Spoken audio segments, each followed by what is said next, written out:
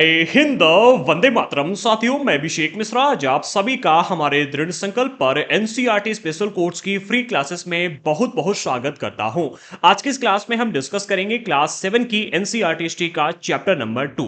हमारे आज के इस चैप्टर का नाम है नए राजा और उनके राज्य। आज का हमारा जो ये चैप्टर है ये मध्यकाल के आरंभ में स्थापित होने वाले नए राजवंशों के इतिहास पर आधारित है। एंड आज के इस वीडियो में हम इस चैप्टर का संपूर्ण निचोड़ लेकर के आए हैं, जिसमें चैप्टर में दिए गए सभी इंपॉर्टेंट टॉपिक्स को बहुत ही बारीकी के साथ में हम यहां पर डिस्कस करेंगे। आगे बढ़ने से पहले अगर आपने अभी तक हमारे चैनल को सब्सक्राइब नहीं किया तो कर लीजिएगा, साथ ही साथ बेल आइकन को प्रेस करना बिल्कुल मत भूलना, ताकि हमारे द्वारा डाले गए हर वीडियो का नोटिफिकेशन आपको मिलता रहे। एंड अगर आप हमारे इस एनसीईआरटी स्पेशल कोर्स को कंप्लीट ज्वाइन करना चाहते हो तो अभी के भी हमारा दृढ़ संकल्प ऐप डाउनलोड कर लीजिएगा। हमारा एनसीईआरटी स्पेशल कोर्स हमारे दृढ़ संकल्प एप्लीकेशन पर आने वाला एक पेड कोर्स है। इसमें हम क्लास 6 से लेकर के 12 तक की complete NCERT history, geography, polity and economy, इन 4 सब्जेक्टों को कवर कर रहे हैं, जिसमें एनसीईआरटी की classes, notes, test series, doubt group and quiz, ये 5 चीजें आपको प्रोवाइड की गई हैं। अब हमारा ये जो एनसीईआरटी स्पेशल कोर्स है ये एक पेड कोर्स था और मैं लगभग 4-5 सालों से आपको बिल्कुल फ्री में क्लासेस प्रोवाइड कर रहा था,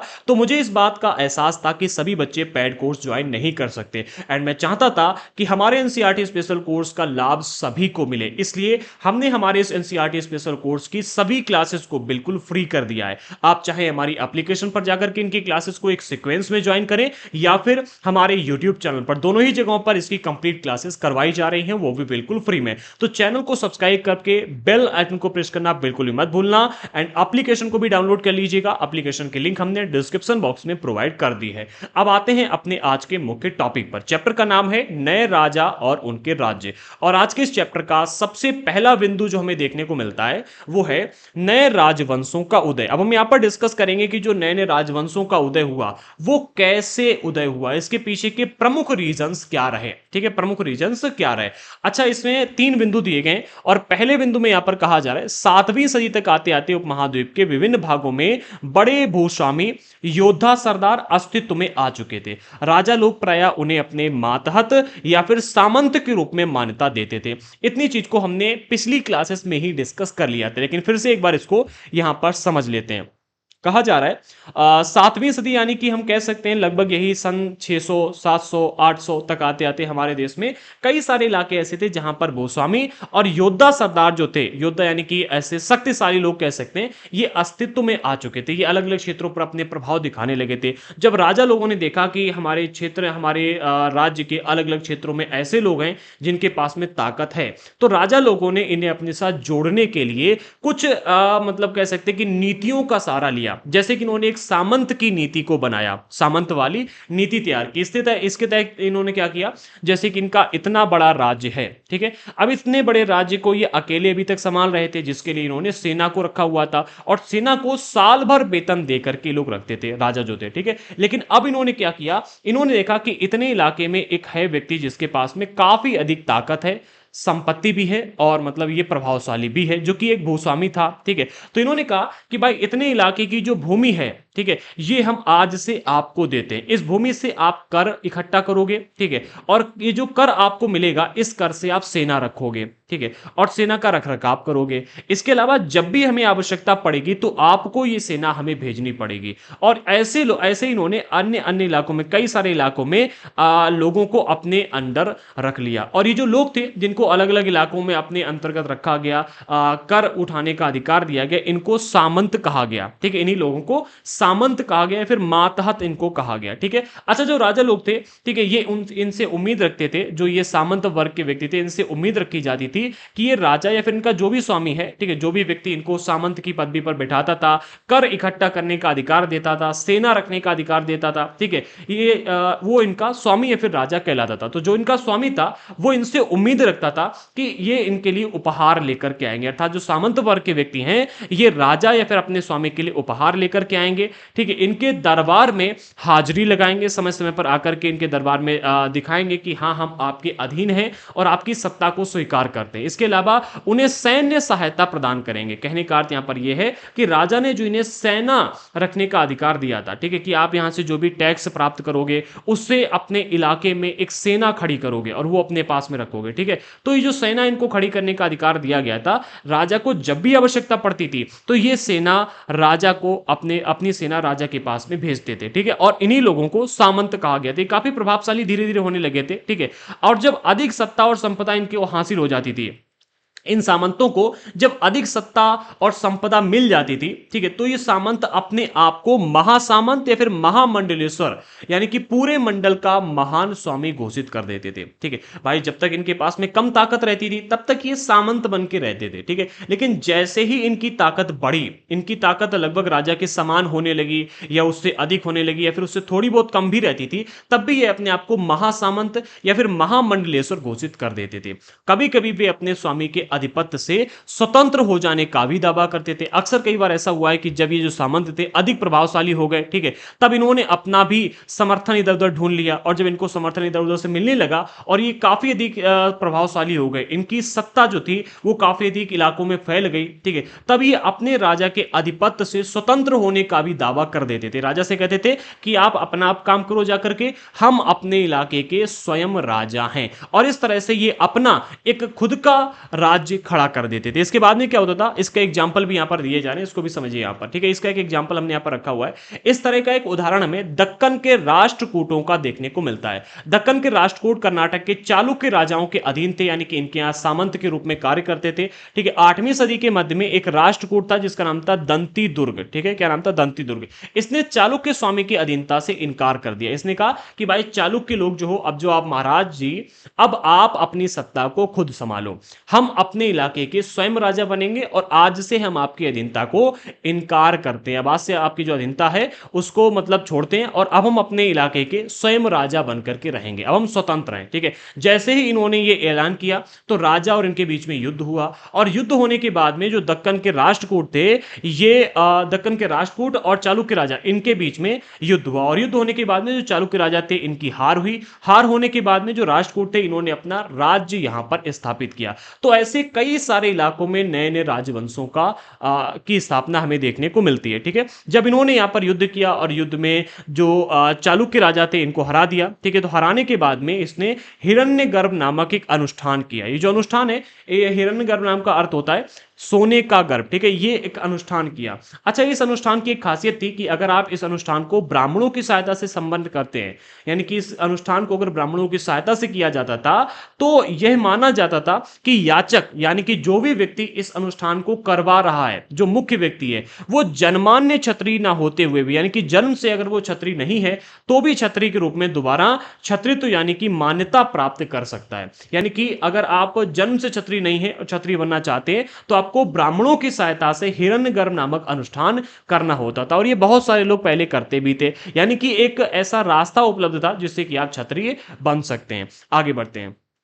अगले पॉइंट में कहा जा रहा है कुछ अन्य उदाहरणों में उद्यमी परिवार के पुरुषों ने अपनी राजशाही कायम करने के लिए सैन्य कौशल का इस्तेमाल किया, ठीक है। यानी देखो, केवल ऐसे सामंत वर्ग के ही उदाहरण हमें देखने को नहीं मिलते हैं, इसके अलावा भी कई सारे एग्जाम्पल हमें देखने को मिलते हैं। कुछ उदाहरण ऐसे भी दिए गए हैं जहां पर जो उद्यमी परिवार के व्यक्ति थे, उद्यम यानी कि व्यापार चलाते थे, इसके अलावा कुछ अपने मतलब खास कार्य किया करते थे, ठीक है, व्यापार के अलावा अपना खुद का धंधा करते थे, ठीक है। तो ऐसे लोगों ने क्या किया, अपनी खुद की राजशाही को कायम करने के लिए सैन्य कौशल यानी कि सेना का इस्तेमाल किया। अपने खुद मतलब इन्होंने खुद को तैयार किया एक क्षत्रिय के रूप में, ठीक है, और इसके अलावा कुछ लोगों को और जोड़ करके अपनी सेना बनाई और इसका इस्तेमाल करके अपनी राजशाही को कायम किया, ठीक है। मिसाल के तौर पर कदम्ब मयूर शर्मन, इसके अलावा गुर्जर प्रतिहार, हरिचंद्र ब्राह्मण थे, ठीक है, ये कुछ ब्राह्मण थे, ठीक है, और इन्होंने क्या किया था, अपने परंपरागत पेशों को छोड़ दिया था, शस्त्रों को अपना लिया था और क्रमशः कर्नाटक और राजस्थान में अपने राज्यों को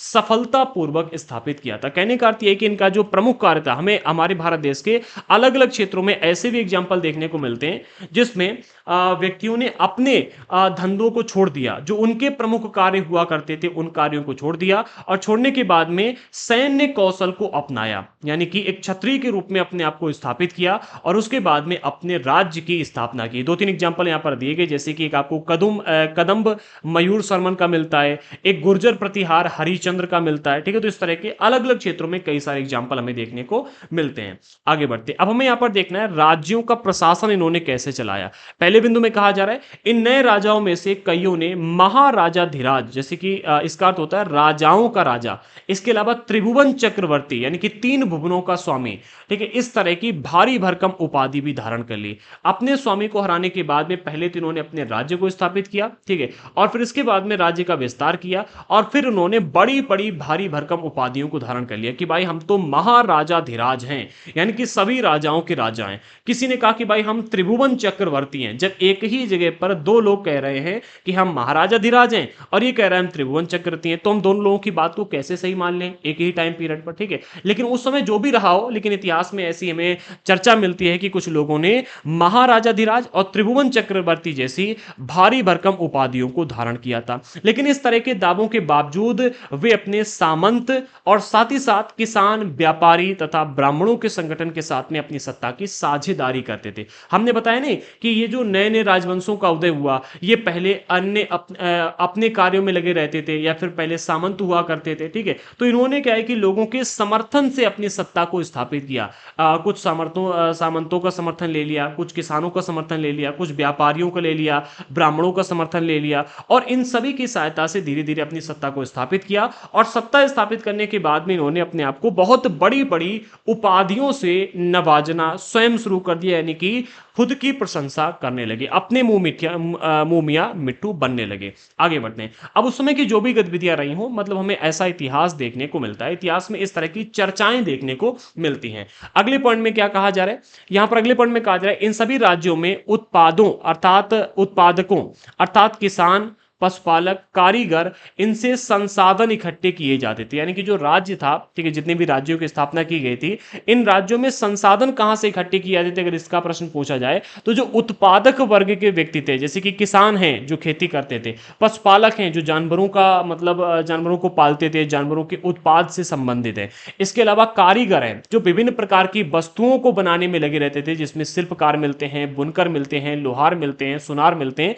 इन सभी से संसाधनों को इकट्ठा किया जाता था, ठीक है। इन कारीगरों में कुछ ऐसे कारीगर भी थे जो हथियारों के निर्माण का कार्य करते थे, इनसे हथियारों को इकट्ठा किया जाता था, ठीक है। तो संसाधन इकट्ठा करने के लिए उत्पादक जो थे, इनका समर्थन प्राप्त किया गया था और इन्हीं से संसाधनों को इकट्ठा किया जाता। इनको अक्सर अपने उत्पादों का एक हिस्सा त्यागने के लिए या तो मना लिया जाता था और जो नहीं मानते थे उनको बाध्य किया जाता था। जैसे कि किसान ने अपनी फसल का उत्पादन किया, ठीक है। अब उत्पादन करने के बाद में इनको अपनी फसल का एक हिस्सा, वो हिस्सा राजा तय करता था कि 1/6 होगा, 1/4 हिस्सा होगा, 5वां होगा, कौन सा हिस्सा होगा। तो एक हिस्सा तय करने के लिए या तो इनको मना लिया जाता था कि अब भाई राजा को दो, या तो ये स्वेच्छा से दे देते थे। लेकिन अगर स्वेच्छा से नहीं देते थे तो इनको जबरदस्ती देने के लिए बाध्य किया जाता था, ठीक है। कभी कभी इस हिस्से को लगान मानकर वसूला भी जाता था, ठीक है, कि भाई ये तो राजा का अधिकार है, आप सभी को सुरक्षा प्रदान कर रहे हैं, ठीक है, आप इस राज्य में रहकर के ये काम कर रहे हैं तो आपको लगान देना होगा और ये राजा का अधिकार है, ठीक है। तो यहां पर कभी कभी एक हिस्सा लगान मान करके भी वसूला जाता था और प्राप्त करने वाला भूस्वामी होने का दावा करता था। यानी जो भी व्यक्ति इस लगान को प्राप्त करता था वो अपने आप को भूस्वामी कहता था। वो कहता था कि भाई हम भूस्वामी हैं, यानी कि पूरी जमीन के मालिक हैं, ठीक है। और जमीन के मालिक होने की वजह से हमें इस जमीन से कर चाहिए। आप इस जमीन पर जाकर के खेती करो, हम इसकी आपको आजादी दे रहे हैं, लेकिन जमीन का आपको कर देना पड़ेगा, लगान देना पड़ेगा, ठीक है। तो लगान वसूलने का काम चलता था। राजस्व व्यापारियों से भी लिया जाता था। जो व्यापारी वर्ग के व्यक्ति थे ये व्यापार करते थे, ठीक है। भले ही अगर हम यहां पर देखें तो यहां पर कहा गया है कि जो यहां पर राजा लोग स्थापित हुए थे, जो नए राजवंश स्थापित हुए, इन राजवंशों को स्थापित करते समय इन्होंने किनकी, किसानों की, व्यापारियों का और ब्राह्मणों के संगठन का समर्थन लिया था, साथ ही साथ सामंतों का भी समर्थन लिया था। लेकिन इसके बाद भी इन सभी को टैक्स देना पड़ता था। क्या? लगान देना पड़ता था, ठीक है, लगान। कुछ लोग स्वेच्छा से दे देते थे और कुछ लोगों को बाध्य किया जाता था। आगे बढ़ते हैं। आगे कहा जा रहा है तमिलनाडु में शासन करने वाले चोल वंश के अभिलेखों में विभिन्न किस्म के करों के लिए 400 से ज्यादा सूचक शब्द, यानी कि आप कह सकते हो 400 प्रकार के उस टाइम पर टैक्स हुआ करते थे, कर हुआ करते थे। मतलब जब हमारे समाज में इतनी अधिक विविधता नहीं थी, समाज बहुत अधिक विस्तृत नहीं था, तब हमें 400 से ज्यादा सूचक शब्द देखने को मिलते हैं विभिन्न प्रकार के करों के लिए। ठीक है, आगे बढ़ते हैं। अगले पॉइंट में कहा जा रहा है सबसे अधिक उल्लिखित कर कौन सा है। ठीक है, तो सबसे अधिक उल्लिखित कर जो है इसको भी हम यहां पर डिस्कस करते हैं। हाँ, तो यहाँ पर पहले यहाँ पर कहा जा रहा है सबसे अधिक उल्लिखित कर बेटी था, जो कि नकद की बजाय जबरन श्रम के रूप में लिया जाता था। कहने का अर्थ यहाँ पर यह है कि भाई एक कर तो ऐसा था जो लगान के रूप में ले लेते थे, यानी कि मतलब पैसे के रूप में या फिर सामान के रूप में कर ले जाते थे। ठीक है, इसके अलावा एक कर ऐसा भी था जो जबरदस्ती, ठीक है, जबरन श्रम के रूप में लिया जाता था, यानी कि राजा लोग यहाँ की जनता से काम करवाते थे टैक्स के रूप में और इनको वेतन भी नहीं देते थे, जबरन श्रम के रूप में भी इनसे कर लिया जाता था और इस कर को नाम दिया गया था बेटी, याद रखना। ठीक है, इसके अलावा और कदमई, ये भी एक बहुत ही पॉपुलर उल्लिखित कर है। ठीक है, ये एक भू राजस्व था। अगर आपको मकान पर छाजन डालना, यानी कि कहते हैं ना घर बना लिया लेकिन उसके ऊपर लेंटर डालना, घर को अगर पाटना है, ठीक है, छाजन डालना है, वो लकड़ी का हो, पतार का हो, किसी का भी हो, मतलब फूस का भी। आपने कई बार झोपड़ी देखी हुई ऊपर से ढकी हुई होती है, जैसे कि मकान बना लिया, अब मकान के ऊपर की अगर आपको छत डालनी है तो इसके लिए आपको कर देना पड़ेगा और ये कर एक प्रकार का भू राजस्व होता था जो कि कदमई कहा जाता था पहले। क्या? कदमई। ठीक है, इसके अलावा खजूर अगर आपको तोड़ने हैं, ठीक है, खजूर या फिर ताड़ के पेड़ के ऊपर चढ़ना है, आप लोगों ने ताड़ी सुना होगा। ठीक है, ताड़ी एक प्रकार का पेय पदार्थ होता है। ठीक है, ताड़ी के पेड़ होते हैं बहुत लंबे लंबे, जैसे खजूर के पेड़ होते हैं, जैसे आपने देखे होंगे नारियल के पेड़ होते हैं। ठीक है, इसी तरह से खजूर और ताड़ के पेड़ चूंकि बहुत लंबे होते थे और इनके ऊपर चढ़ने के लिए सीढ़ियां लगाई जाती थी, तो राजा ने इसके ऊपर भी टैक्स लगा के रखा हुआ था। खजूर या ताड़ के पेड़ पर चढ़ने के लिए सीढ़ी के इस्तेमाल पर लगने वाला टैक्स भी एक था। ठीक है, अगर आप बिना सीढ़ी के चढ़ रहे हो तो कोई बात नहीं, लेकिन अगर आप सीढ़ी लगा करके इस खजूर या ताड़ के पेड़ के ऊपर चढ़ रहे हो तो इसके लिए आपको टैक्स देना पड़ेगा। मतलब कितना अजीब टैक्स था ये। इसके अलावा पारिवारिक संपत्ति का उत्तराधिकार हासिल करने के लिए भी आपको टैक्स देना पड़ेगा। ठीक है, हासिल करने के लिए लगने वाले कर इत्यादि का उल्लेख हमें देखने को मिलता है, यानी कि बहुत प्रकार के करते, 400 से ज्यादा तरह के सूचक शब्दों का इस्तेमाल देखने को मिलता है। यहां पर तो अभी बहुत ही कम करों की चर्चा की गई है। ठीक है, इसी तरह के अजीब गरीब कर हुआ करते थे पहले। अगले पॉइंट में कहा जा रहा है राजस्व वसूली के लिए पदाधिकारियों की नियुक्ति सामान्यतः प्रभावशाली परिवारों के बीच से की जाती थी। कहने का अर्थ यह है कि भाई अलग अलग क्षेत्रों में अलग अलग प्रकार के लोग देखने को मिलते हैं। ठीक है, अब अगर किसी मामूली व्यक्ति को कर वसूलने के लिए आप भेज दोगे, राजस्व वसूली करने के लिए भेज दोगे, तो वो कर वसूली नहीं पाता था। ठीक है, इसलिए राजा लोग ऐसे व्यक्तियों को राजस्व वसूली के लिए रखते थे जो कि प्रभावशाली परिवार से आते थे। ठीक है, और इसके अलावा ये जो पद था वंशानुगत भी होता था कि भैया जो पहले कर वसूला करता था उसका बेटा अब कर वसूलेगा, फिर उसका बेटा कर वसूलेगा। ठीक है, तो वंश परंपरा के हिसाब से भी ये जो पद था चला करता था। सेना में भी ऐसा ही होता था, कई बार राजा के निकट संबंधी जो होते थे उनको इन ओहदों पर बिठाया जाता था। जैसे कि आपने देखा होगा कि भाई राजा जो मतलब राजा का भाई सेनापति बन गया, राजा के चाचा सेनापति बन गए, ताऊ का लड़का, बुआ का लड़का, इन लोगों को मतलब जो बड़े बड़े पद होते थे राज परिवार में यही होता था मुख्य रूप से। जो मुख्य पद होते थे उनको ये लोग अपने सगे संबंधियों को ही देते थे, क्योंकि भरोसा नहीं था लोगों के ऊपर। पता चला कल आज हमने किसी और को दे दिया पद और उसने आगे चल करके सत्ता को मतलब काफी अच्छे ढंग से समझ लिया, लोगों को अपनी तरफ करके भड़का दिया और हमारे राज्य को ही खतरे में डाल दिया। ठीक है, इसलिए अपने सगे संबंधियों को महत्वपूर्ण पद दिया करते थे। ठीक है, और राजस्व वसूली के लिए जिन प्रभावशाली परिवारों के लोगों को यहां पर स्थापित किया जाता था या फिर नियुक्त किया जाता था, ये लोग मुख्यतः आपको देखने को मिलते हैं या तो मतलब यहाँ के भूस्वामी हुआ करते थे। ठीक है, या तो गांव का प्रधान व्यक्ति होता था, या तो जो अपने आप को बहुत ज्यादा शक्तिशाली होने का दावा करता था उसको ये पद दिया जाता था। ठीक है, आगे बढ़ते हैं। अगली हेडिंग है प्रशस्तियां और भूमि अनुदान। अब यहां पर ना हमें थोड़ा सा बारीकी से डिस्कस करना होगा। प्राचीन काल में जो दान में भूमि दी जाती थी उसके बारे में चर्चा मिलती है। तो इसके लिए पहले बिंदु में कहा जा रहा है प्रशस्तियों में ऐसे ब्यौरे होते हैं जो शब्द सा सत्य नहीं भी हो सकते। हमने पिछली क्लास में कई सारी प्रशस्तियों की चर्चा देखी। एक हमने देखी थी समुद्रगुप्त की प्रशस्ति, इसके अलावा चैप्टर नंबर 1 में भी हमने एक प्रशस्ति देखी थी। ठीक है, तो यहां पर इतिहासकारों का कहना यह है कि जो प्रशस्तियां हैं, ठीक है, प्रशस्तियों में ऐसे ब्यौरे हमें देखने को मिलते हैं जो शब्द सा सत्य नहीं भी हो सकते हैं। ऐसा है कि मतलब सब प्रशस्तियों में हो सकता है कि बहुत बड़ी बड़ी बातों को रखा गया हो, सारी की सारी बातें सही नहीं हो, लेकिन प्रशस्तियों से हमें ये जो प्रशस्तियां हमें मिली हुई हैं ये प्रशस्तियां हमें बताती हैं कि शासक खुद को कैसा दर्शाना चाहते थे। जो उस टाइम के शासक हैं वो अपने बारे में क्या जानकारी भविष्य की पीढ़ी के लिए रखना चाहते थे। ठीक है, इसके अलावा अगर हम यहाँ पर देखें इन प्रशस्तियों को जो हमारे इतिहासकारों ने पढ़ा तो उससे पता चलता है कि मिसाल के तौर पर जो प्राचीन काल के फिर मध्यकाल के शासक थे जिन्होंने इन प्रशस्तियों को लिखवाया, वो अपने आप को एक सूरवीर विजय योद्धा के रूप में दिखाना चाहते थे और ऐसा उन्होंने किया भी। ये विद्वान ब्राह्मणों द्वारा रची गई प्रशस्तियां थी जो कि अक्सर प्रशासन में मदद करते थे। जो ब्राह्मण वर्ग के लोग प्रशासन में मदद किया करते थे, इन्हीं लोगों से इन प्रशस्तियों को भी लिखवाया जाता था। आगे बढ़ते हैं। राजा लोग प्रायः ब्राह्मणों को भूमि अनुदान से पुरस्कृत करते थे। ठीक है, जब भी ये राजा लोग जो ब्राह्मण वर्ग के व्यक्ति थे, ये अच्छे काम करते थे, राजा के लिए अच्छी अच्छी कविताएं लिखते थे, अच्छी अच्छी प्रशस्तियां लिख दी या फिर अन्य कोई बड़ा काम किया, तो इसके लिए इनको भूमि अनुदान अर्थात जमीन को दान में दिया जाता था और इससे इनको पुरस्कृत किया जाता था। जैसे आज के टाइम पर आप घर में अगर अच्छे नंबर लेकर के आओ, ठीक है, तो आपके पापा आपको 10 रुपए देते हैं, मतलब बच्चों को दिया जाता है, या फिर कहा कि आज चलो तुम्हें कोल्ड ड्रिंक पिला के लाएं, आज चलो तुम्हें पिज्जा खिला के लाएं, मतलब इस तरह की अलग अलग गतिविधियां होती हैं। इसी तरह से पहले जब ब्राह्मण वर्ग के लोग अच्छे काम करते थे, बड़े काम करते थे, तो इनको जमीन दान में दी जाती थी, पुरस्कार यानी कि गिफ्ट के रूप में। ठीक है, ये ताम्र पत्रों पर अभिलिखित होते थे जो भूमि पाने वाले को दिए जाते थे। आप यहां पर ताम्र पत्र देख सकते हो। ठीक है, ताम्र पत्र यानी कि तांबे का, ये एक प्रकार की तांबे का पत्र होता था। आप देख रहे हैं, ये एक पत्र इतना बड़ा। ठीक है, ऐसे तांबे के पत्र होते थे और इन्हीं तांबे के पत्रों के ऊपर लिख करके भूमि अनुदान के रूप में दी जाती थी। ठीक है, आगे बढ़ते हैं। जिसे ये भूमि मिलती थी वह इससे कर वसूल सकता था, यानी कि जिसे भी भूमि दान में दी जाती थी वो उस भूमि से टैक्स वसूल सकता था, टैक्स वसूलने का अधिकार उसे वहां से मिल जाता था। अगले पॉइंट में क्या कहा जा रहा है? अगले पॉइंट में कहा जा रहा है यह थोड़ा संस्कृत और थोड़ा तमिल में लिखा हुआ एक ताम्र पत्र का संग्रह है। आप इसमें देख सकते हो, 1 2 3 4 5 6 7 8, पूरे 8 ताम्र पत्रों का संग्रह है। ठीक है, इसमें क्या है कि संस्कृत और तमिल भाषा का प्रयोग किया गया है। ठीक है, जिसमें 9वीं सदी के एक शासक के द्वारा दिए गए भूमि अनुदान का उल्लेख किया गया है।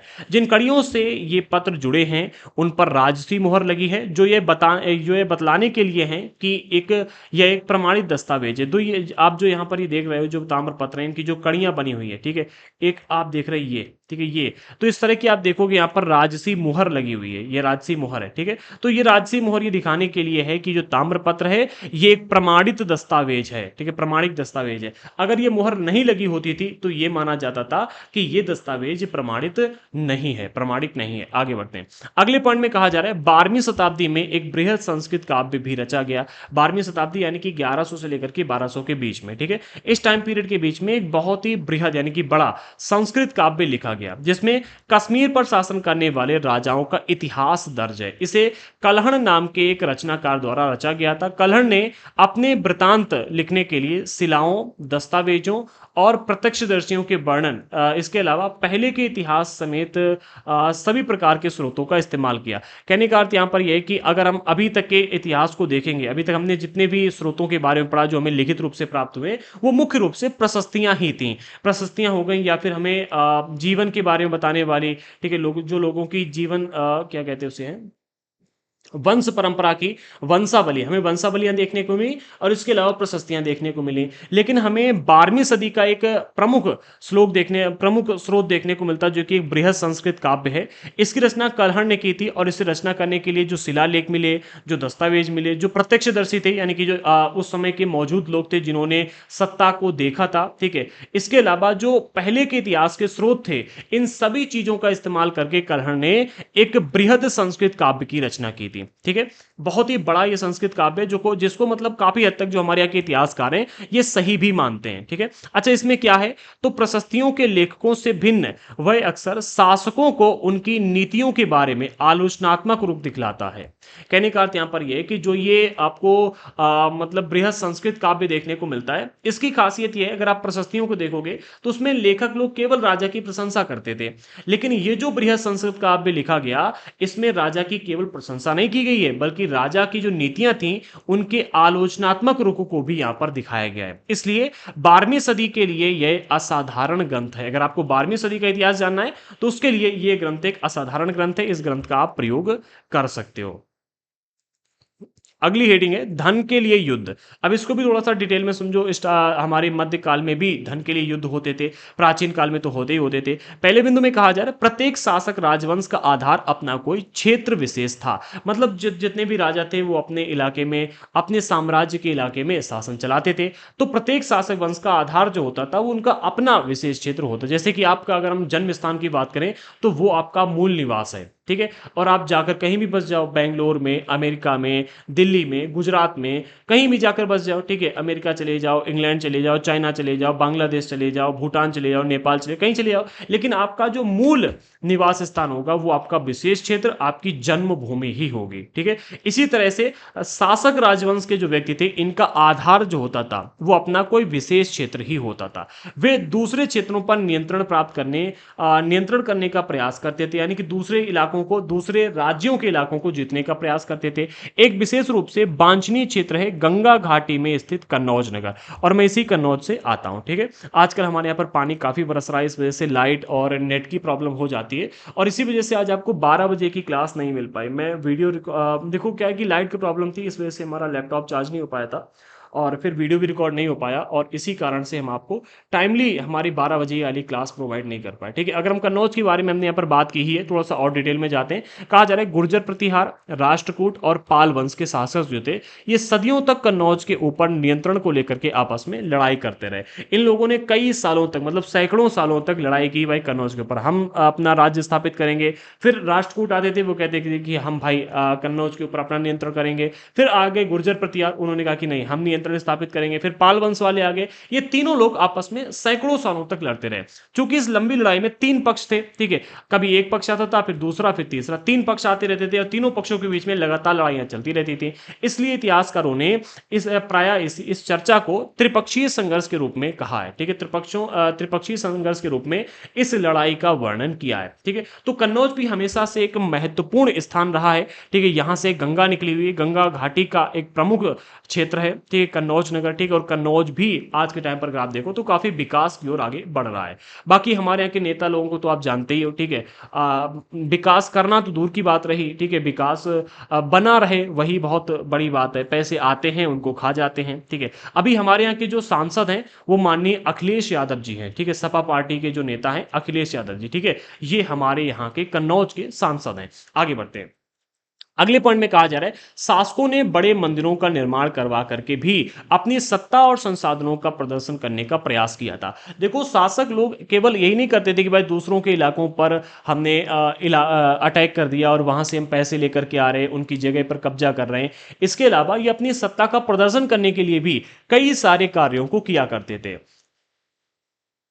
अब इसको भी देखते हैं यहां पर कि भाई ये कैसे अपनी सत्ता का प्रदर्शन करते थे। तो मुख्य रूप से मंदिरों का निर्माण ये लोग करवाते थे, ठीक है। अच्छा, मंदिरों का निर्माण क्यों करवाते थे, उसके पीछे का एक कारण ये भी है कि उस समय की जो जनता थी, ठीक है, जनता मुख्य रूप से भगवान के लिए जुड़ी हुई थी, ठीक है। जनता को बहुत ही बारीकी से ब्राह्मण और अलग अलग धर्म के लोगों ने अपने साथ में जोड़ के रखा हुआ था। जैसे आज के टाइम पर भी अगर आप देखोगे तो राम मंदिर बनवाने की वजह से बीजेपी को यहां पर सत्ता में आने का मौका मिला, ठीक है। और राम मंदिर की जैसे लोगों को बुराइयां देखने को मिल रही हैं कि यहां पर राम मंदिर बनवाया तो उसमें पहली ही बरसात में पानी चूने लगा, ठीक है। आसपास की जिन्होंने सड़कें बनवाई थी उनमें गड्ढे हो गए, तो यहां पर बीजेपी का विरोध भी बड़े पैमाने पर होने लगा, हिंदू लोग ही विरोध करने लगे, ठीक है। अभी अगर आप देखोगे तो जो केदारनाथ वाला मैटर आया था, ठीक है, कि केदारनाथ से कितना सोना गायब हो गया और एक मिनी केदारनाथ दिल्ली में बनाने की बात चलने लगी, ठीक है। तो यहां पर भी लोगों ने विरोध करना बीजेपी का शुरू कर दिया कि भाई ऐसा कैसे आप कर सकते हो, काफी विरोध हुआ ना।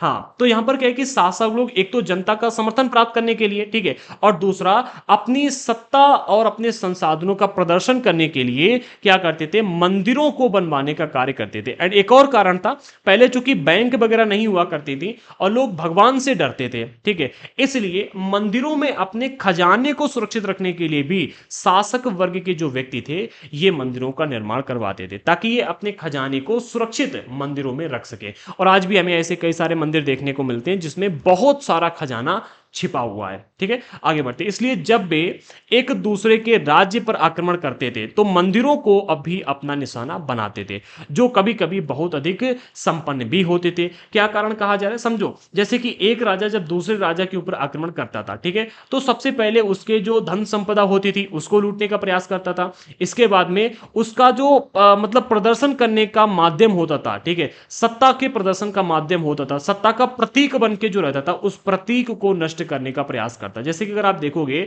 जब भी अभी देखो आप बांग्लादेश में जो मतलब हिंसा चल रही है, ठीक है, वहां पर हिंदुओं को लेकर के बहुत हिंसा की जा रही है, हिंदुओं के साथ में बहुत बर्बरता की जा रही है। टारगेट किसे किया गया? हिंदुओं के मंदिर को, हिंदुओं की बहन बेटियों को, ठीक है, बहुत बड़े पैमाने पर किया जा रहा है। इसका तो मतलब हमें हमें नहीं, पूरी दुनिया को खुल के विरोध करना चाहिए यहाँ पर। और मैं तो कहता हूं कि बांग्लादेश का यहाँ पर बाइकआउट करना चाहिए पूरी दुनिया को। भाई, जिस मंदिर ने जब 1971 में आपको आजादी मिली थी, ठीक है, तब आपके पास में खाने को नहीं था, और कई महीनों तक इसी मतलब इस्कॉन टेम्पल की वजह से आपको खाना खाने को मिला। हिंदू, मुस्लिम, सिख, ईसाई, उसने किसी भी जाति धर्म को नहीं देखा और सभी को भोजन खिलाया कई महीनों तक। कई मतलब अलग अलग देशों से मंदिर में फंडिंग होकर के आई उस मंदिर में, और उस फंडिंग से सभी का पेट भरा गया, और आज उसी मंदिर को जलाने का काम किया जा रहा है। आप देख रहे हैं कितनी बड़ी यहां पर मतलब गलत बात है। और इसके अलावा उन्हीं हिंदू बहन बेटियों को सड़कों पर बांधा जा रहा है। आप देख रहे हो किस तरह से उसके बहुत सारे वीडियोस वायरल हो रहे हैं, ठीक है। तो क्या होता है कि जब भी किसी की सत्ता को क्षति पहुंचाना होता है, जब किसी राजा की क्षति को धूमिल करना होता है, तो उसके जो प्रमुख केंद्र होते हैं, उसका जो प्रदर्शन करने का तरीका होता है, जो केंद्र बिंदु होता है, उसके ऊपर अटैक किया जाता है। तो जब भी यहां पर एक शासक दूसरे शासक के ऊपर अटैक करता था, तो यहां पर क्या करते थे ये लोग? उनकी सत्ता और संसाधनों का प्रदर्शन करने का जो माध्यम होता था, उसको नष्ट करने का प्रयास करते, जैसे कि मंदिर, तो मंदिरों के ऊपर बड़े पैमाने पर अटैक होते थे। इसके अलावा जो इनकी मतलब संपत्ति होती थी, वो जहां पर जमा होती थी, जमा पूंजी, ठीक है, जो खजाना होता था, खजाने को लूटने का प्रयास करते थे, और ये सारी की सारी चीजें ये लोग मंदिर में ही डुका करके रखते थे। इसी वजह से अगर आप देखोगे, अगले पॉइंट में कहा जा रहा है, अफगानिस्तान के गजनी का महमूद जो है, ये एक अपने अफगानिस्तान के गजनी का महमूद ऐसा ही एक शासक था। उसने धार्मिक पूर्वाग्रह से ग्रसित होकर के, देखो एक धर्म की वजह से कि भाई ये एक हिंदू राष्ट्र है, ठीक है, और धार्मिक पूर्वाग्रहों से मतलब प्रेरित होकर के उपमहाद्वीप पर 17 बार अटैक किया, यानी कि हमारे भारत देश के ऊपर 17 बार अटैक किया, जो कि अफगानिस्तान के गजनी इलाके का एक शासक था, इसका नाम था महमूद, ठीक है। इसने 17 बार अटैक किया, और मतलब ये 17 बार यहां से नाक की खा के गया, मुंह की खा के गया, लगभग 16 बार मुंह की खा के गया। 17वीं बार में इसे मतलब थोड़ा बहुत काफी अधिक मतलब इसे जीत हासिल हो गई थी, ठीक है, जीत हासिल हो गई थी। अच्छा, इसने जो अटैक किए थे वो 1000 से लेकर के सन 1000 से लेकर के 1025 के बीच में 17 बार अटैक किया इन 25 सालों के दौरान, ठीक है। 1000 से लेकर के 1025 के बीच में 17 बार अटैक किया। इसमें 16 बार ये विफल रहा था, काफी अधिक तक मतलब ये सफल भी हुआ, यानी कि पूर्ण रूप से सफल नहीं हो पाया था। 17वीं बार में ये सफल हुआ। कहते ना कि भाई आप एक बार फेल हो गए, 2 बार फेल हो गए, 3 बार फेल हो गए, ये शासक 17 बार अटैक किया इसने, तब जाकर इसको सफलता मिली, और आप एक ही 2 बार में हारी मान लेते हो। कहते हैं कि कहते हैं कि भाई एक पत्थर है ये, ठीक है, एक पत्थर है, ये कह दिया गया कि जब आप इसके ऊपर 100 बार चोट कर दोगे तभी पत्थर टूटेगा। 2 व्यक्ति आए, ठीक है, पहले एक व्यक्ति को भेजा गया, ठीक है, उसने इस पत्थर के ऊपर 99 बार हथौड़ी मारी, ठीक है, और 99 बार हथौड़ी मारने के बाद भी इसमें कोई खरोंच तक नहीं आई, और उसने कहा कि जब 99 बार हथौड़ी मार चुके हो, उसमें कोई खरोंच नहीं आई है, तो आगे आने वाली भी नहीं, और वो यहां से हताश होकर चला गया। फिर दूसरा व्यक्ति आया, उसके गुरु ने कहा कि भाई आप जब इसके ऊपर 100 बार हथौड़ी मारोगे तभी ये पत्थर टूटेगा। उसने बिना किसी बात को ध्यान दिए हुए 100 बार हथौड़ी से इसके ऊपर प्रहार किया। 99 हथौड़ी तक इसमें कोई खरोंच नहीं आई, लेकिन 100वीं हथौड़ी जैसे ही पड़ी तो पत्थर जो था चकनाचूर हो गया। इसी तरह से क्या है कि हमारा अंतिम प्रयास कभी कभी हमें सफलता की राह दिखा देता है, ठीक है। तो हमें अंतिम प्रयास तक खड़े रहना चाहिए कि पता नहीं हमारी कौन सी हथौड़ी 100वीं हथौड़ी हो और उसी से हम अपने लक्ष्य को प्राप्त कर लें। जैसे कि यहां पर जो महमूद था, जो कि गजनी का शासक था, इसने 17 बार अटैक किया 25 सालों में, ठीक है, और इन 17 बार अटैक करने के बाद में 17वीं बार ये भारत को जीत पाया। आगे कहा जा रहा है जो इसका निशाना हुआ करते थे संपन्न मंदिर थे, जिसमें गुजरात का सोमनाथ मंदिर भी शामिल था। इसने सोमनाथ मंदिर से काफी सारी चीजों को यहां से उठा करके ले गया, ठीक है। महमूद जो भी धन उठा करके यहां से ले गया, उसका बहुत बड़ा हिस्सा उसने गजनी के एक गजनी में एक वैभवशाली राजधानी के निर्माण में खर्च कर दिया। जितना भी पैसा यहां से लेकर के गए, ठीक है, वो सारा का सारा पैसा ले जाकर के इसने लगभग उसका बहुत बड़ा हिस्सा अपनी राजधानी के निर्माण में लगाया। अब अगर हम देखें तो ये एक एग्जाम्पल है महमूद का। ऐसे ही और भी कई सारे शासक थे जिन्होंने यहां पर अटैक किया। अटैक करने के बाद में मुख्य रूप से मंदिरों को ही अपना निशाना बनाते थे। लेकिन जो ये महमूद है, ये तो मुख्य रूप से मतलब धार्मिक पूर्वाग्रह से ग्रसित था। हिंदू मुस्लिम के बीच में मतलब ये अटैक की वजह से इस्लाम धर्म का परचम लहराने के लिए इसने अटैक किए थे, और मंदिरों को मुख्य रूप से टारगेट ही किया था, और वहीं पर खजाना भी छिपा हुआ था, ठीक है। लेकिन बाकी शासक जो आए थे वो मंदिरों को इसलिए भी टारगेट करते थे क्योंकि मंदिर में खजाना छिपा हुआ होता था।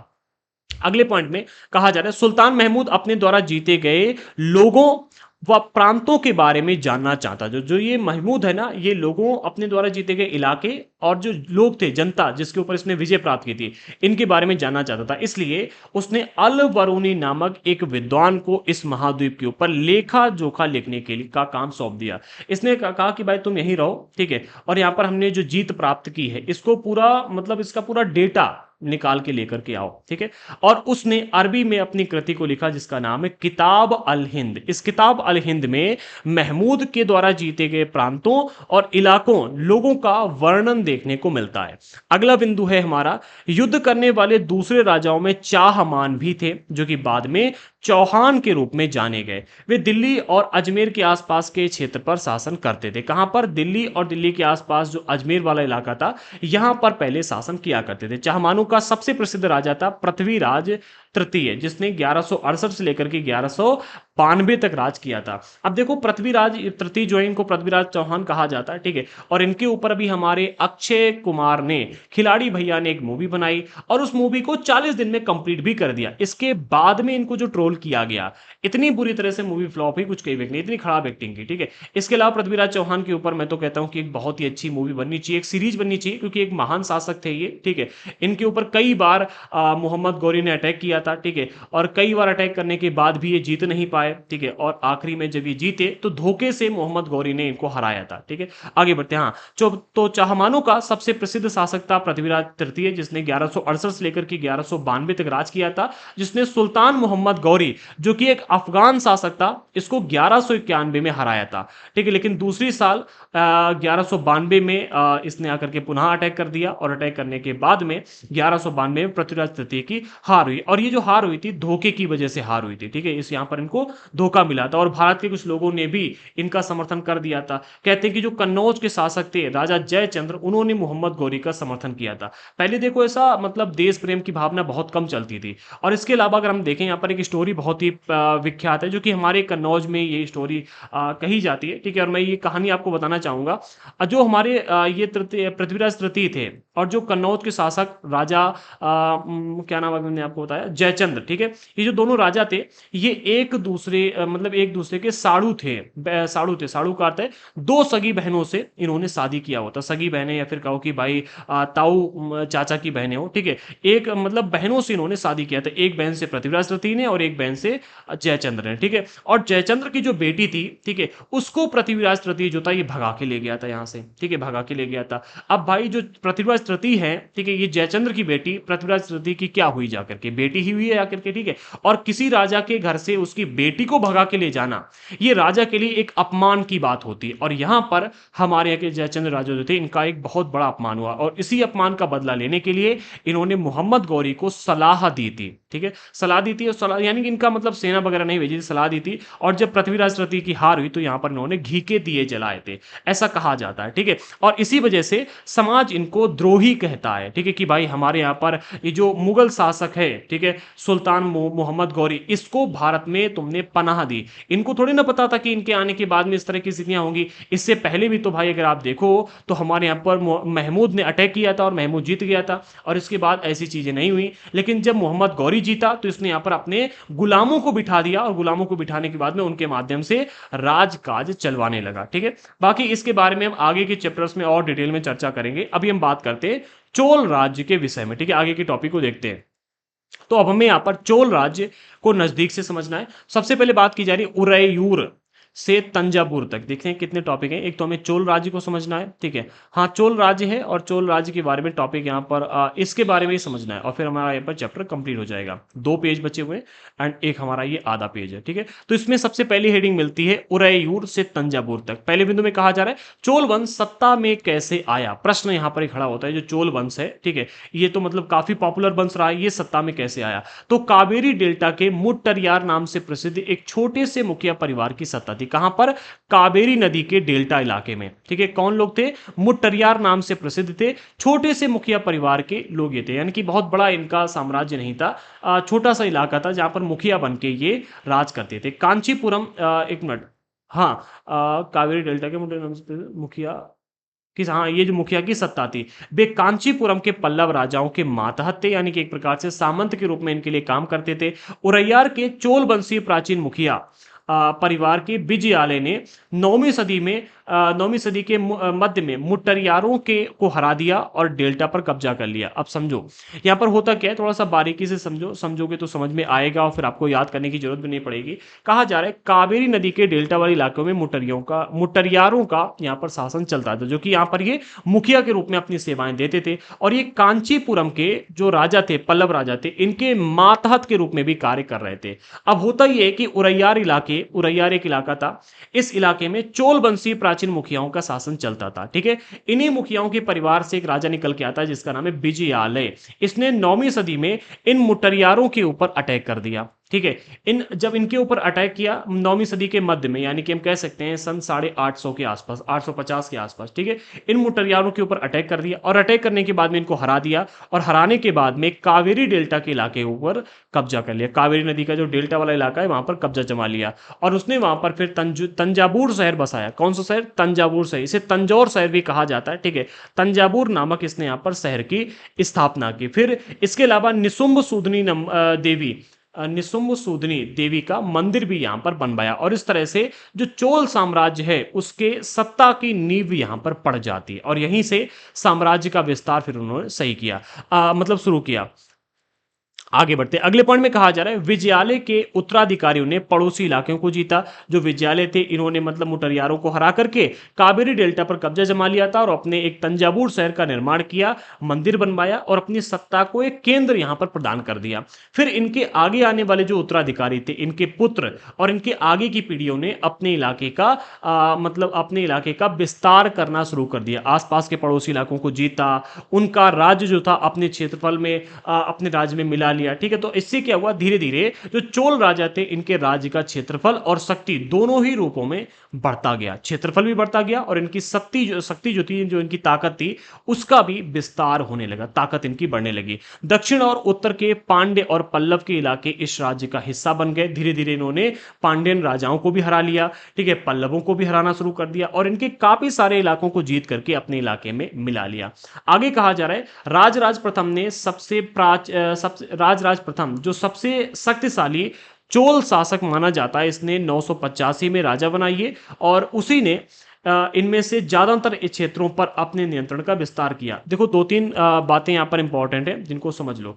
अगर प्रश्न पूछा है कि चोल वंश की स्थापना या फिर चोल वंशीय किस प्राचीन चोल वंशीय मुखिया ने मुट्टरियारों को हरा करके डेल्टा क्षेत्र पर अपना कब्जा जमाया था, तो वो थे विजयालय, जिन्होंने 9वीं सदी के मध्य में ये काम किया था। इनके बाद में राजराज प्रथम आते हैं, ठीक है, जो कि इनके आगे की पीढ़ी थी, यानी कि इनके पुत्र होंगे या फिर जो भी इनकी आगे की पीढ़ी के रहे हो। एनसीईआरटी में बताया नहीं गया है कि इनके कौन थे, ठीक है, ये इनकी आगे की पीढ़ी के व्यक्ति हैं और इन्होंने क्या किया, अपने क्षेत्र का काफी बड़े पैमाने पर विस्तार किया। ये चोल वंश के सबसे शक्तिशाली शासक माने जाते हैं क्योंकि इन्होंने बहुत बड़े पैमाने पर अपने राज्य का विस्तार किया था। 985 में ये राजा बने थे, ठीक है, और राजा बनने के बाद में इसने ज्यादातर अपने क्षेत्रों के ऊपर राजा बनने के बाद उसी ने इनमें से ज्यादातर क्षेत्रों पर अपने नियंत्रणों का विस्तार किया। जो आपको यहाँ पर क्षेत्र की बात की जा रही है, उत्तर में पांड्यन और जो पल्लव के जो इलाके थे इनके ऊपर जो इसने अधिकार प्राप्त कर लिया था, अपने राज्य को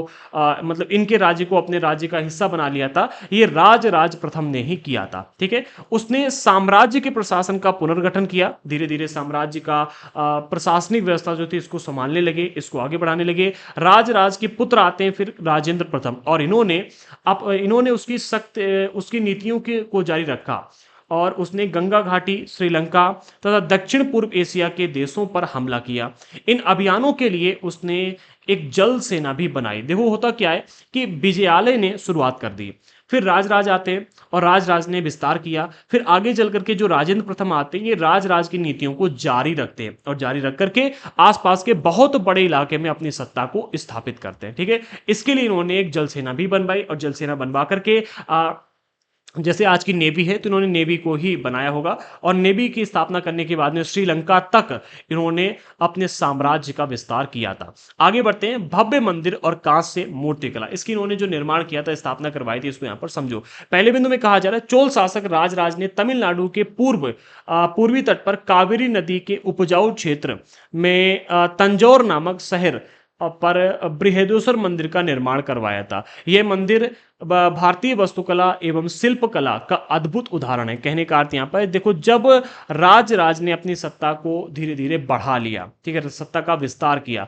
तो सत्ता का विस्तार करने के बाद में तमिलनाडु का जो पूर्वी इलाका है, जहां पर कावेरी नदी का उपजाऊ डेल्टा क्षेत्र बसा हुआ है, ठीक है, डेल्टा वाला क्षेत्र मिलता है, ठीक है, इस इलाके में तंजौर नामक शहर की स्थापना की, ठीक है, और इस शहर के बाद में बृहदेश्वर मंदिर का निर्माण करवाया। और ये दोनों ही चीजें अगर आप देखोगे तो वास्तुकला और शिल्पकला के आधार पर बहुत ही अद्भुत उदाहरण हमें प्राचीन मध्यकाल का देखने को मिलता है। अगले पॉइंट में कहा जा रहा है, चोल वंश के प्रतापी राजा जिनका नाम था राजेंद्र प्रथम, इनकी राजधानी थी गंगईकोंड चोलपुरम, ठीक है, और जब उनकी सेना ने कलिंग पार करते हुए दक्षिण कौशल, बंगाल और मगध होते हुए गंगा तक के क्षेत्रों को जीत लिया, तब इस विजय के उपलक्ष्य में गंगईकोंड की उपाधि को धारण किया और गंगईकोंड चोलपुरम की स्थापना की, यानी कि गंगा विजय चोल का नगर, इस नगर की उन्होंने स्थापना की। अब थोड़ा सा इसको थोड़ा सा बारीकी से समझो क्या कहा जा रहा है।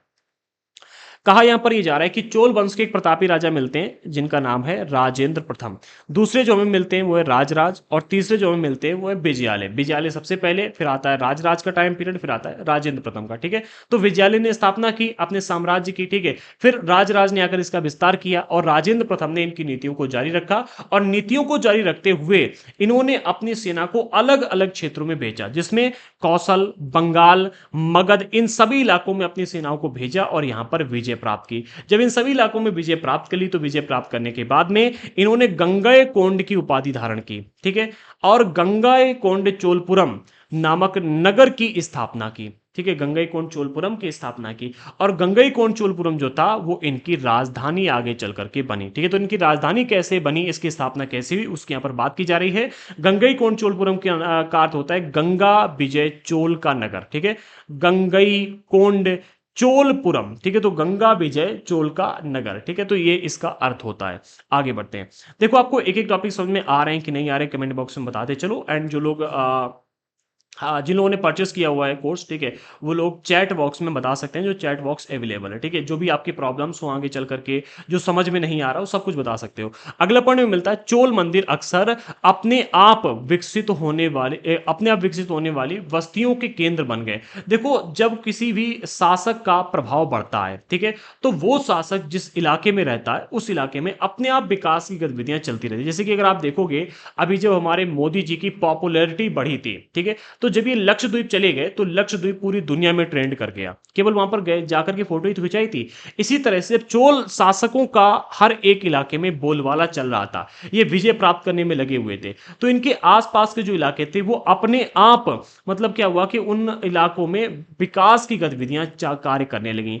चोल मंदिर जो थे, ठीक है, ये अक्सर अपने आसपास विकसित होने वाली बस्तियों के केंद्र बन गए। धीरे धीरे इसके आसपास जो इन्होंने मंदिरों की स्थापना करवाई, ठीक है, तो लोगों का ये मानना हुआ कि भाई इन भगवान की वजह से, जो इन्होंने मंदिर में जिस भगवान की मूर्ति को स्थापित किया है, इस मंदिर की शक्ति की वजह से ये राजा आगे बढ़ रहे हैं, ठीक है, और लोग इन मंदिरों के आसपास आकर के बसने लगे। ये शिल्प उत्पादन का भी केंद्र बन गए, यहां पर बहुत अच्छी अच्छी मूर्तियां बनाई जाने लगी, जिनको आज भी हम बहुत विशेषता के साथ में देखते हैं, ठीक है। ये मंदिर शासकों और अन्य लोगों द्वारा दी गई भूमि से भी संपन्न हो गए थे, यानी कि क्या हुआ कि इन मंदिरों में काफी बड़े पैमाने पर दान भी आने लगा।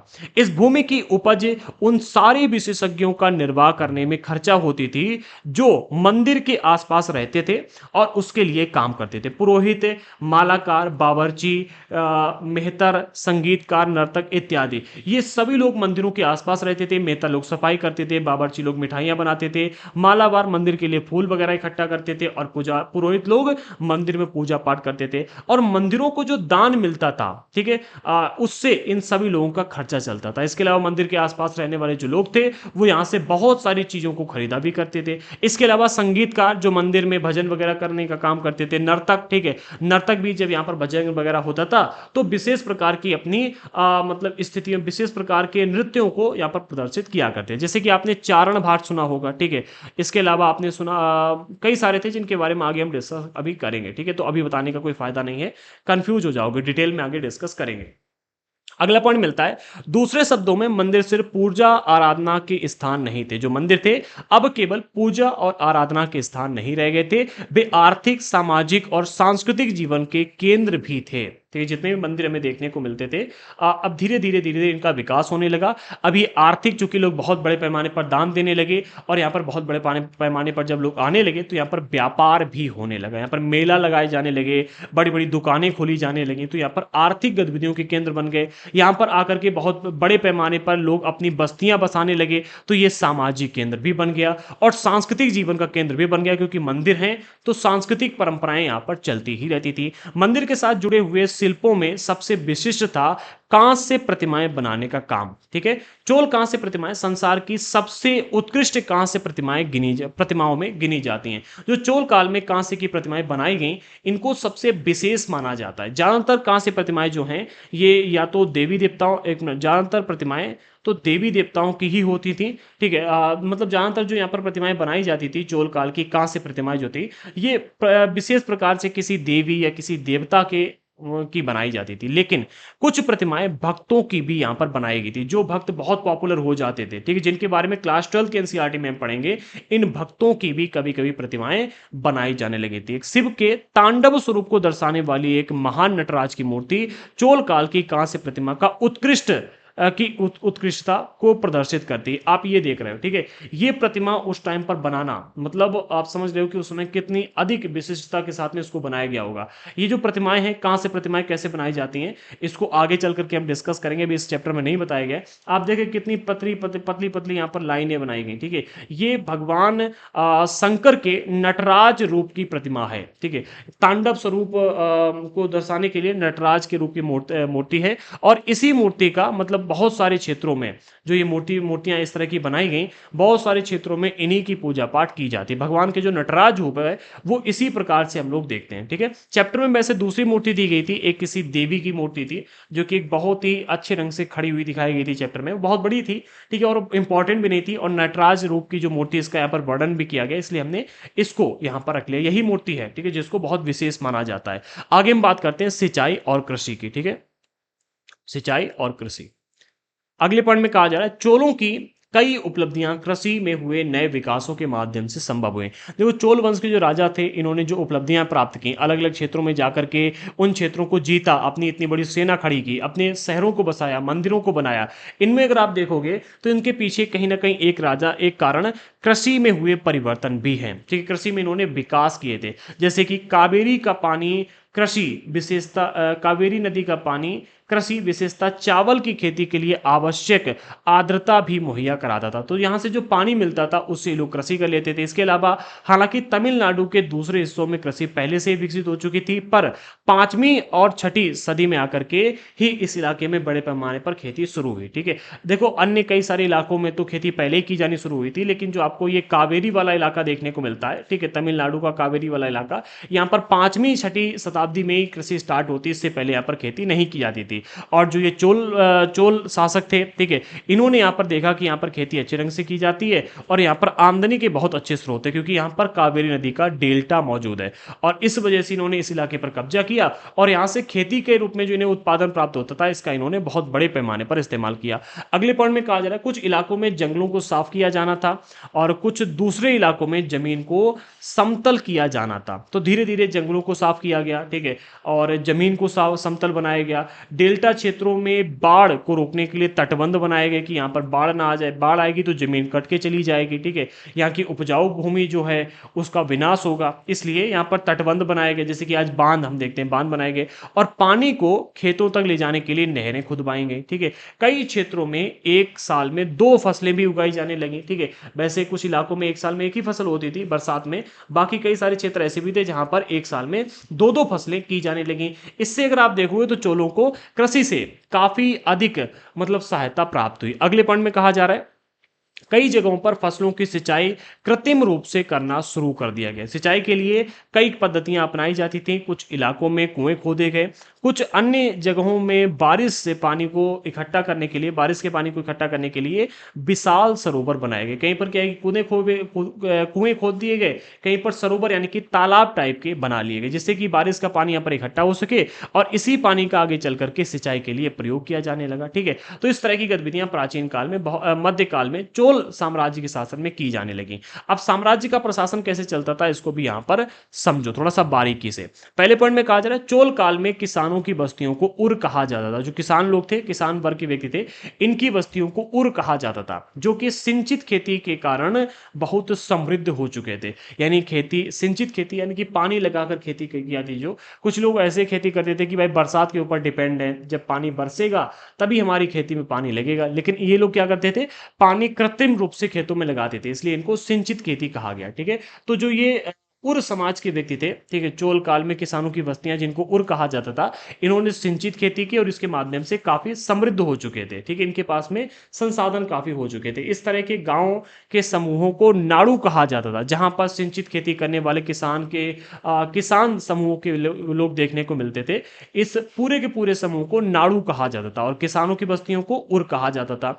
ग्राम परिषद और नाड़ू न्याय करने और कर वसूलने जैसे प्रशासनिक कार्य भी करते थे। नाड़ू जो है, ठीक है, पूरे के पूरे इस तरह के गांव के जो समूह, यानी कि 4-5 गांव मिलके एक साथ हैं, तो इनको नाड़ू कहा जाएगा। ठीक है, और एक ही गांव में जैसे कि किसानों की बस्तियां हैं, तो इन बस्तियों को उर कहा जाता था। ठीक है, नाड़ू किसे कहते हैं समझ गए, कई सारे गांव के समूहों को नाड़ू कहा जाता था। अब जो नाड़ू थे, ठीक है, ग्राम परिषद यानी कि जो गांव की पंचायत होती थी वो, और पूरा का पूरा नाड़ू, ये न्याय करने, जब भी कहीं पर कोई आपदा आएगी या फिर लड़ाई दंगा होगा तो वहां पर न्याय करने के लिए जाएंगे। इसके अलावा टैक्स वसूलने का भी प्रशासनिक कार्य इन्हीं को सौंपा जाता था। ठीक है, आगे बढ़ते हैं। अगले पॉइंट में कहा जा रहा है, धनी किसान को केंद्रीय चोल सरकार की देखरेख में नाड़ू के कामकाज में अच्छा खासा नियंत्रण हासिल था। क्या कहा जा रहा है, जो धनी किसान हुआ करते, जिनके पास में जमीन काफी थी, ठीक है, जिनके पास में सत्ता काफी थी, संसाधन काफी थे, ठीक है, ऐसे धनी लोग जो थे, इनको चोल काल में, चोल सरकार की देखरेख में नाड़ू के कामकाज में अच्छा खासा नियंत्रण हासिल था। यानी कि कई सारे गांव हैं सामूहिक रूप से, और उन्हीं गांवों के कामकाज को देखना जो धनी किसान होते थे, इनके हाथ में था। ठीक है, कई धनी भूस्वामियों को चोल राजाओं ने सम्मान के रूप में मुवेंद बेलन और अरैयार यानी कि प्रधान जैसी उपाधियां और केंद्र में महत्वपूर्ण राजकीय पद भी सौंपे हुए थे। जो कई धनी धनी भूस्वामी लोग होते थे, ठीक है, जिनके पास में काफी अधिक भूमि होती थी, ठीक है, इन लोगों को एक तो राज्य में राजकीय पद दिए गए, और दूसरा क्या है कि इनको सम्मान के रूप में उपाधि दी गई, मुवेंद बेलन की या फिर अरैयार की। ठीक है, जैसे आज के टाइम पर हम उपाधि देते हैं भारत रत्न की। ठीक है, इसके अलावा जो खेल में जीत के आता है तो उसको भी हम अलग अलग प्रकार के अलग रत्न देते हैं। जैसे कि अगर हम आपने अर्जुन चक्र कहा जाता है, क्या कहते हैं, अर्जुन अवार्ड होता है। ठीक है, मुझे ढंग से याद नहीं। ठीक है, तो जो भी लोग मतलब जीत के आते हैं, उनको अलग अलग प्रकार की उपाधियां दी जाती हैं। एक भारत रत्न की है, ठीक है, इसके अलावा भी हमें कई सारी उपाधियां देखने को मिलती हैं। तो ये सारी उपाधियां जो आज के टाइम पर हम देखते हैं, ऐसे प्राचीन काल और मध्य काल में भी अलग अलग उपाधियां आम जनता के लिए बनाई गई थी। अगले पॉइंट में, ब्राह्मणों को समय समय पर भूमि अनुदान या ब्रह्मदेय प्राप्त होता था। ब्रह्मदेय उसे कहते हैं जो ब्राह्मणों को अनुदान में भूमि प्राप्त होती है, तो उसे ब्रह्मदेय कहा जाता है। परिणाम स्वरूप कावेरी क्षेत्र और दक्षिण भारत के दूसरे हिस्सों में ढेरों ब्राह्मण बस्तियां अस्तित्व में आ गईं। देखो, ब्राह्मण लोग जो होते थे, इनको समय समय पर, टाइम टाइम पर, जैसे आज के टाइम पर जो हमारे नीची जाति के लोग हैं, ठीक है, सॉरी, मतलब जो हाँ, नीची जाति का शूद्र लोग हैं, नीची जात के लोग हैं, या फिर जो कौन से अ, वैश्य समुदाय के लोग आते हैं, ठीक है, ओबीसी है, एससी है, एसटी हैं। आज के टाइम पर इनको जैसे आरक्षण दिया जाता है, ऐसे ही पहले ब्राह्मणों को ब्रह्म दे दिया जाता था। ठीक है, कि भाई ये ब्राह्मण लोग हैं तो इनको जमीन दान में देनी है। राजा लोग जो है, इनको जमीन दान में देना ये धर्म का कार्य समझते थे। ठीक है, अच्छा, इसमें क्या है कि जो इनको ब्राह्मणों को जो जमीन दान में दी जाती थी, ठीक है, इससे ये उन इलाकों में टैक्स वगैरह वसूल सकते थे, ठीक है। और ऐसे अगर आप देखो तो धीरे धीरे कई सारी ब्राह्मण बस्तियां अस्तित्व में इन इलाकों में आ गई। अगले पॉइंट में हमें देखने को मिलता है कि प्रत्येक ब्रह्मदेव की देखरेख प्रमुख प्रमुख ब्राह्मण भूस्वामी की एक सभा के द्वारा किया जाता था। जो ब्रह्मदेव इनको प्राप्त होता था, यानी कि जो जमीन दान में इनको दी जाती थी, उस पर ये स्वयं खेती नहीं करते थे, बल्कि इनकी देख रेख करवाते थे, ठीक है। और देख रेख कौन करता था? प्रमुख ब्राह्मण भूस्वामियों की सभा करती थी, पूरी की पूरी सभा बैठ करके। ये सभाएं कुछ कुशलता पूर्वक काम करती थी। ये सभाएं बहुत कुशलता पूर्वक काम करती थी। इनके निर्णय शिलालेखों में प्रायः मंदिरों की पत्थर की दीवार पर ब्यौरेवार दर्ज किए जाते। देखो यहाँ पर होता क्या था कि ये सभा लगाते थे और सभा में बैठ करके निर्णय लेते थे कि क्या होना चाहिए और क्या नहीं होना चाहिए, इस बार कौन सी फसल होगी, पानी का इंतजाम कहाँ से होगा, बीज कौन से बोया जाएगा। इस तरह से अलग अलग यहाँ पर चर्चा के माध्यम से सभा में बैठ करके निर्णय लिए जाते थे। अब फिर जो भी निर्णय होते थे उनको शिलालेखों के ऊपर खोद के मंदिर में पत्थर के ऊपर या फिर दीवार के ऊपर खोद के ब्यौरेवार दर्ज किया जाता था कि भाई इस बार हमने ये निर्णय लिया हुआ है। इसके अलावा नगरम के नाम से ज्ञात व्यापारियों के संघ भी अक्सर शहरों में प्रशासनिक कार्य संपादित किया करते थे, ठीक है। ये कौन है? व्यापारियों के संघ थे। किस नाम से प्रसिद्ध थे? नगरम के नाम से, ठीक है। और ये भी अक्सर कई सारे प्रशासनिक कार्य शहरों में किया करते थे, ठीक है। आगे बढ़ते हैं। अगले पॉइंट में हमें देखने को मिलता है तमिलनाडु। एक मिनट इरेज कर लेते हैं। हाँ, तमिलनाडु के चिंगलपुट जिले के उत्तर मेरू से प्राप्त अभिलेख में इस बात का सविस्तार वर्णन है कि ब्राह्मणों की सभा का संगठन कैसे किया गया था। हाँ, देखो हमें क्या है ना कि इन लोगों के बारे में जो भी जानकारियां प्राप्त होती हैं वो विभिन्न प्रकार के स्रोतों से प्राप्त होती है। इनमें उत्तर मेरू से एक प्राप्त परांतक वन का अभिलेख है, ठीक है। इसे उत्तर मेरू अभिलेख भी कहा जाता है और परांतक वन का अभिलेख भी कहा जाता है, ठीक है। ये जो अभिलेख है इसमें क्या है कि बहुत ही विस्तार से, ठीक है, वर्णन किया गया है कि जो ब्राह्मणों की सभा थी इसका संगठन कैसे किया जाता। ब्राह्मणों की सभा जो थी इसमें कौन कौन लोग बैठते थे एंड इसका संगठन कैसे होता था। अच्छा, आगे कहा जा रहा है सिंचाई के कामकाज, बाग बगीचे, मंदिर इत्यादि की देखरेख के लिए सभा में विभिन्न समितियां होती थी। इनमें सदस्यता के लिए जो लोग योग्य होते थे, यानी कि जो समितियां बनाई जाती थी, ठीक है, कि भाई इन काम काजों को देखने के लिए इतने लोग इस समिति में होने चाहिए, ठीक है। तो जो समितियां बनाई जाती थी इनमें जो लोग भाग ले सकते थे, यानी समिति के जो सदस्य थे, अब अगर आप समिति के सदस्य बनना चाहो तो इसके लिए आपको अपनी योग्यता साबित करनी होती थी, ठीक है।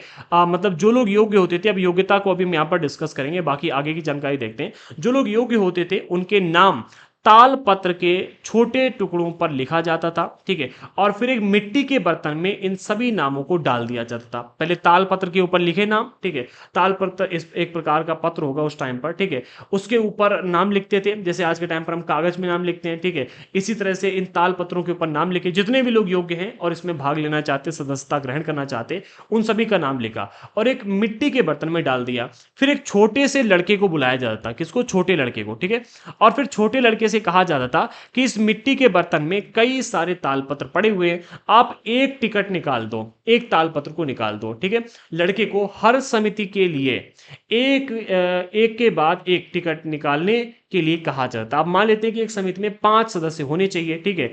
अब 5 सदस्यों के लिए 50 लोगों ने अपनी अर्जी लगाई हुई है, तो 50 लोग जो हैं इनकी एक एक तालपत्र के ऊपर नाम लिखा जाएगा और एक मिट्टी के बर्तन में डाल दिया जाएगा। फिर इस पूरे के पूरे नाम को हिला दिया जाएगा, पूरी पूरी मिट्टी बर्तन को हिला दिया जाएगा कि भाई जो पर्चियां हैं ऊपर वाली ही ऊपर ना रहें, पूरे को हिला करके ऊपर की नीचे, नीचे की ऊपर ऐसे कर दिया जाता। फिर एक छोटे से बच्चे को बुलाया जाता, लड़के को, जो इसमें से 5 पर्चियां निकालेगा और जो पर्चियां 5 निकलेंगी उन 5 पर्चियों में जिनका नाम लिखा होगा वही इन समितियों के सदस्य बनेंगे, इस तरह से। अच्छा, इसके लिए योग्यता क्या होनी चाहिए उसका भी यहां पर बात की। जैसे आज के टाइम पर अगर आप चुनाव लड़ना चाहो तो उसके लिए योग्यता चाहिए, ठीक है। इसी तरह से उत्तर मेरू अभिलेख के अनुसार सभा की सदस्यता ग्रहण करने के लिए क्या योग्यता है, ठीक है, चुनाव लड़ने के लिए क्या योग्यता है उसकी भी यहां पर हम बात कर लेते हैं। पहली योग्यता, सभा के सदस्य के लिए इच्छुक लोगों को ऐसी भूमि का स्वामी होना चाहिए जहां से भू राजस्व वसूला जाता हो। यानी कि अगर आपको सदस्यता ग्रहण करनी है तो आपको ऐसी भूमि का स्वामी होना चाहिए,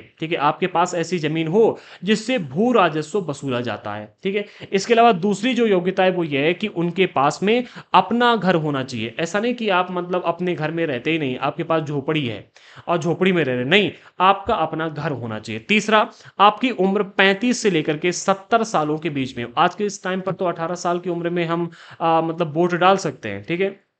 पहले भी जो मतलब चुनने का काम करता था वो तो एक बच्चा ही करता था, ठीक है, यानी कि मुख्य था वो तो बच्चा ही होता था। लेकिन चुनाव लड़ने का काम जो थे वो 35 से लेकर के 17 साल 70 साल के बीच की उम्र वाले लोग करते थे, ठीक है।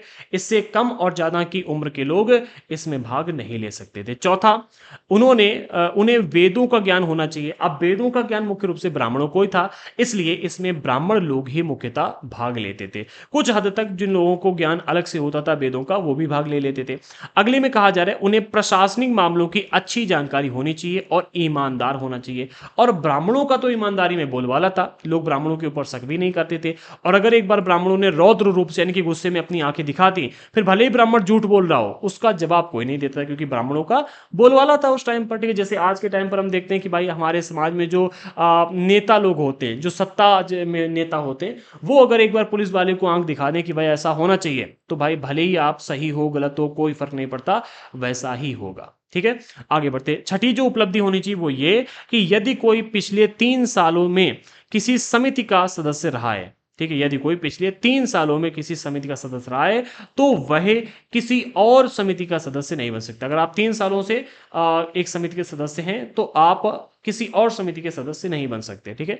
अगली जो योग्यता है वो ये कि जिसने सातवीं योग्यता ये होनी चाहिए, जिसने अपने या अपने संबंधियों के खाते जमा नहीं किए हुए हैं वो चुनाव नहीं लड़ सकता था। जैसे कि अगर उधार लिया हुआ है, आपने उधार लिया है, आपके पिताजी ने उधार लिया है, आपकी माँ ने लिया है, आपकी बेटी ने लिया, आपके बेटे ने लिया है, आपके चाचा ने लिया, आपके ताऊ ने लिया, आपके सगे संबंधी या फिर आपने अगर उधार ले रखा है और वो उधार जमा नहीं किया है, खाते जमा नहीं किया है, कराए हैं, ठीक है, तो चुनाव नहीं लड़ पाओगे। और ये एक बहुत बड़ा आपको मतलब मेजर रीजन देखने को मिलता था। अगर आपके परिवार का कोई एक व्यक्ति भी नहीं चाहता है कि आप चुनाव लड़ें, तो वो उधार ले लेगा जाकर के और आप बैठे रह जाओ, आपको हम चुनाव लड़ेंगे चुनाव लड़ेंगे चुनाव लड़ेंगे, और आपके पिताजी ने कहा हम नहीं लड़ने देंगे, तो आप नहीं लड़ पाओगे।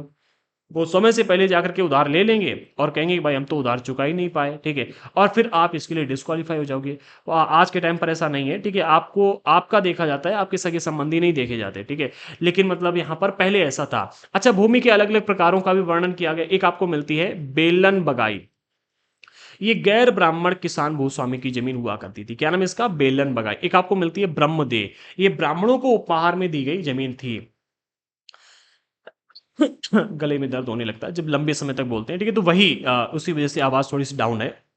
एक आपको मिलता है ब्रह्मदेव, ठीक है, ये ब्राह्मणों को उपहार में दी गई भूमि है। फिर आपको मिलता है साला भोग, ये किसी विद्यालय के रखरखाव के लिए दी गई भूमि है, जिसे साला भोग कहा जाता है। फिर आपको मिलता है देवदान, या फिर इसको तिरुनम टुकनी कहा जाता है, ये मंदिर को उपहार में दी गई भूमि होती थी। एक आपको मिलती है पल्लीचंदम,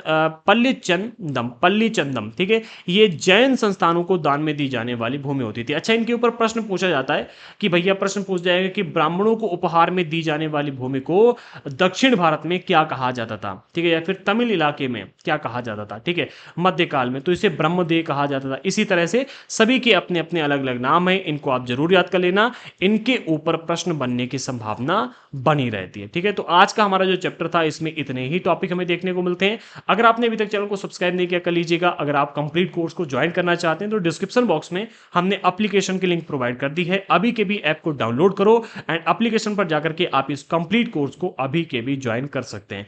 अगर कोई प्रॉब्लम आ रही है तो आप में इस नंबर पे व्हाट्सएप पर भी मैसेज करके, एक मिनट, हाँ, इस नंबर पे व्हाट्सएप पर भी मैसेज कर सकते हैं। एंड हाँ, अगर आप एनसीईआरटी के नोट्स लेना चाहते हैं तो नोट्स भी अब हम हमारी एप्लीकेशन पर प्रोवाइड कर रहे हैं, दृढ़ संकल्प ऐप पर, तो ऐप पर जाकर के आप नोट्स भी परचेस कर सकते हैं। अगला हमारा जो चैप्टर है वो है दिल्ली के सुल्तान, ठीक है, एंड हमारी अगली क्लास में हम इस चैप्टर को डिस्कस करेंगे। काफी इंपॉर्टेंट चैप्टर है एंड काफी बड़ा चैप्टर भी है। तो आज का ये चैप्टर है ये हमने डिस्कस कर लिया एंड अगली क्लास में हम दिल्ली के सुल्तानों के विषय में चर्चा करेंगे। तो मिलते हैं अगले वीडियो के साथ में, तब तक के लिए जय हिंद साथियों।